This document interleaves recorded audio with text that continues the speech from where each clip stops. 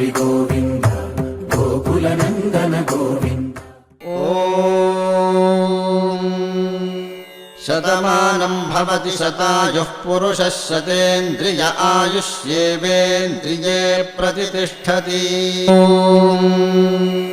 शतमानं भवति शतायुः पुरुषः शतेन्द्रिय आयुष्येवेन्द्रिये प्रतिष्ठति।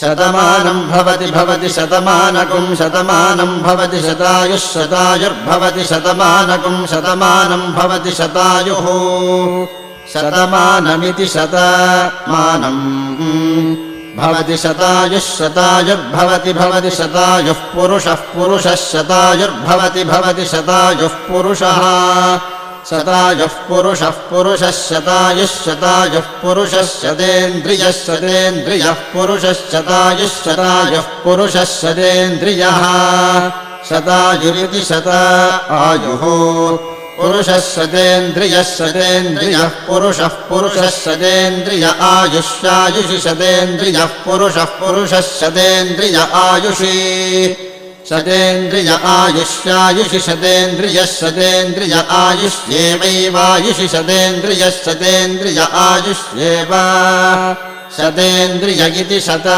इन्द्रियः आयुष्येवैवायुष्यायुष्येवेन्द्रिय इन्द्रिय एवायुष्याय